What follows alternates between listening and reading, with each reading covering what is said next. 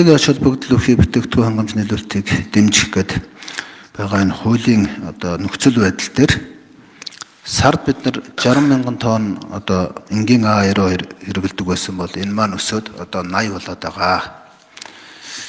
Энэ учраас баг зэрэг логистикийн дутагдалд ороод байна л гэсэн ийм асуудал. Тэгэхээр хуулийн 7.1-ийн 4-д байгаа. 7.1-ийн 3-д заасан чиг үүргийн хүрээнд импортын бүтээгдэхүүнийг хуваарлах, жижиглэнгээр түгээх, борлуулах арга хэмжээг тогтооно гэсэн. Тэгэхээр нэгэсэндээ бол засаг маань орж ирээд энэ бүх ажиллагааг хяналтандаа авах нь байна л да.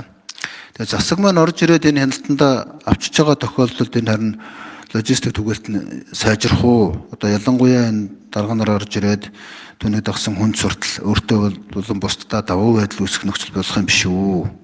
Ер нь энэ зах зээлийн эдийн засгийн нөхцөлийн үед энэ зах зээлийн эдийн засгийн энэ тогтолцоо мөн үү гэдэг нэг юм асуулт байна. Хоёрдугаарт Оросын холбооны улсаас энэ хөнгөлтөө үнээр $705 тогтмол гүйлгээ нийлүүлж байгаа энгийн 92 бензин 60 мянган тонноор хязгаарлагдаад нэмэгдүүлэх боломжгүй нөхцөл байдалтай байна гэдэг. Тэгэхээр хөнгөлөлтгүй үнэ нь хэдүү? Хөнгөлөлтгүй үнээр авах юм бол энэ дээшээгээ хэмжээ хязгааргүй авч болох юм уу? Энэ тохиолдолд аль ч тохиолдолд эсвэл энэ 60 мянгаар хязгаарлагдчихад байгаа мó гэдэг хоёр дахь асуулт. За гурав дахь нь ер нь энэ стратеги ач холбогдол бүхий бүтээгдэхүүн хангамж нийлүүлэлтийг дэмжих аж ахуй нэгжийг сонгох эрхийг засгийн газарт олгох тухай гэдэг байгаа. Стратеги ач холбогдол бүхий бүтээгдэхүүний хангамж нийлүүлэлтийг дэмжих аж ахуй нэгж гэдгийг яг юу гэж үзэж байгаа вэ? Энэ яг хаанхын ямар хөрөнгө оруулалттай, ямар хуу статустай юу гэж томьёологдсон байгууллага байна вэ? За дөрөвдүгээр энэ хуулийн хэрэгцээ шаардлага бол нэг юм 20 мянган тонн шатхуун дутагдаад байдаг. Гэтэл шийдэл маань өөрөө агуулга сав барина гэдэг. Агуулга сав бариад ингээд өргөдөх гэсээр хэдэн жил болох вэ? Ямар хугацаанд шийдэгдэх вэ? Богино хугацааны шийдэл энэ байж чадах уу? Цаашдаа ерөөсөө энэ агуулга савны дутагдлын асуудал биш. Одоо байгаа савуудаа харин дүүргэх логистик тогтолцооны асуудал юм биш үү гэдэг нэг ийм дөрвөн асуултыг танаас асууя. За төвшин гишүүний асуултанд хариулъя. Нэгдүгээр асуулт бол энэ хуваарлалт хязгаарлалт хийх хэмжээтэй холбоотой асуудал дээр нэг ийм асуудал үүсэж байгаа. Улсын хэмжээнд 1800 орчим шатхуун түгээх станц байна. Улаанбаатар хотод 280 орчим шатхуун түгээх станц байна. Сая ингээд шатхууны хямралууд ингээд жилд болоход манай улсад бид аль шатхуун түгээх станцад хэдийн хэмжээний ямар бүтээгдэхүүн байгаагаа мэдхэд туйлын хүндрэлтэй. Зарим шатхуун түгээх станцууд байгаа мөртлөөсөө зарахгүй байна. Ямар шалтгаанаарыг нь мэдэхгүй. Зарим аж ахуй нэгжүүд маань бөөний борлуулалт руугаа түлхүү анхаарал хандуулад жижиглэнгийн борлуулалт руугаа хийхгүй байна. Сая бол жишээ нь ямар гажиг үүсчихэж байгаа вэ гэхээр сая 4 хоногийн хугацаанд засагдаад дуусч байгаа энэ дизель түлштэй холбоотой асуудал дээр ямар асуудал үүсэж эхэлж байна гэхээр бөөний үнэ нь 3800. Жижиглэнгийн үнэ нь 3160. Бөөний хэрэглээ нь манай улсын нийт хэрэглээний 60 гаруй %. Жижиглэнгийн хэрэглээ буюу иргэдийн хэрэглээ 30 орчим %. Ингэнгүүт бас шатхууны асуудал хүндрэх гээд байна гэдэг нэг юм зарим сошиал ойлголтоос шалтгаалаад аж ахуй нэгжүүд маань их хэмжээгээр нөөцлөөд иргэдэд олдох байгаад эхэлж байгаа. Нөгөө сумдуудад очих байгаад эхэлж байгаа юм. Энэ үед яах вэ? Зах зээлд найдад орхих уу? Болооч энэ хуваарлалтаа бас зохицуулаач гэдэг юм хийх үү? Тэгэхээр энэ улсын хэмжээнд байгаа бүх шатхуун түгээх станцууд дээр мэдрэгч тийм бүтэн системүүд байдаг юм байна л. Харж идэг хаана байгаа юм байхгүй. Нөөцөө яаж удирдах юм. Одоо бол утсаар ярьдаг хүн явуулдаг мензуркаар хэмждэг ийм л ажилт.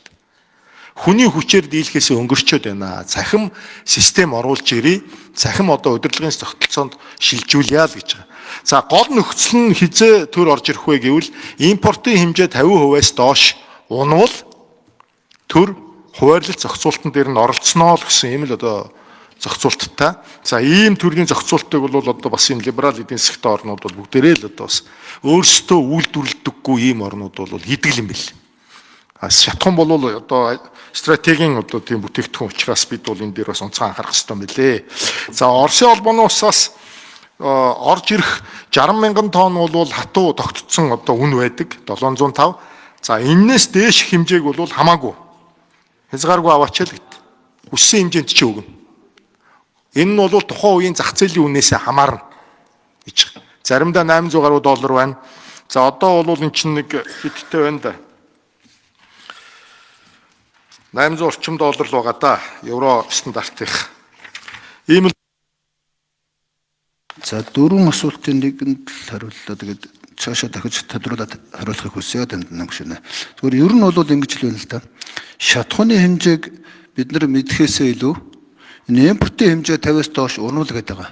Авах арга хэмжээ маань импортын хэмжээг 50-аас доош унгахгүй л байх нь одоо төрийн арга хэмжээ учраас энэ асуудлаа тэгвэл болчихулаасаа. Ер нь импортын хэмжээд доош унчихал юм бол тэр чинь тодорхой хэмжээний тэр бизнесээ хийж байгаа хүмүүс чинь чухал хэсэг лүгөө хуваарлан тэрний хуваарлалтанд одоо төр орох биш. Төрийн оролцох нь импортын хэмжээг 50-аас буулгахгүй байх тухай асуудал бодлогын асуудал юм биш үү гэдэг нэгдүгээр энэ санал байна. За хоёрдугаарт ерөөсөө энэ стратеги ач холбогдлын нийлүүлэлтийг дэмжих аж ахуй нэгжийг төр сонгоно гэдэг байгаа нь өөрөө энэ зарчим биш шүү. Яг өнөө маргааштай бид нар тулчаад байгаа 20 мянган тонны шатхууны асуудлаа шийдэх гэх тэгэхээр дунд хугацаанд хэрэгжиж ирэх агуулга барья. Тэгээ тэрийг Монгол банкнаас гаргая гэдэг байгаа чинь цаг Тамд юм зайд. Тийм мэдээж төр болвол төвшин гишүүнээ 100% байлгахыг хүсэн шүү дээ. Засгийн газрын үйл ажиллагааны төлөвлөгөөнд бид 3-аас 6 сарын нөөцөө бүрдүүлнэ гэд хуульчлаа заасан. За энэ нөөцөө бүрдүүлэх бодлогыг л одоо бид нар хийх гээд байгаа нэгдүгээрт. Хоёрдугаарт ямар аж ахуйн нэгжүүд авах гээд байгаа гэвэл энд бүх төрлийн шатхууны импортын тусгай зөвшөөрөлтөд 151 аж ахуйн нэгж байна. Бөөний худалдаа эрхлэх 173 зөвшөөрөлтөд аж ахуйн нэгж байна. Жижиглэнгийн тусгай зөвшөөрөлтөд 180 байна. За үүнээс гадна өнөөдөр л ихэд би 3-4 зөвшөөрлийг өгөөл гаргалаа. Стандарт аюулгүй байдлын норма хангаж байгаа бүх бичиг баримттайнуудад өгж байгаа. Бүгдэд нээлттэй. Барьцаа хөрөнгөө байршуулаад тэгэл одоо энэ банкныхаа шаардлагыг хангаж ивэл хинч авч болно шүү дээ. За энэ ямар хугацаанд вэ гэхээр 1.5-аас 2 жилийн хугацаанд бариад дуусгачнаа л гэж байгаа. Аж ахуйн нэгжүүд бол. Тэгээ дээрэс нь бид нар одоо байгаа сава бүтэн хэмжээнд их хэмжээгээр захиалж дүүрэх хэрэгтэй байгаа. Аж ахуйн нэгжүүд чинь 1 сарын хэрэглээний нэмийг 12 эргүүл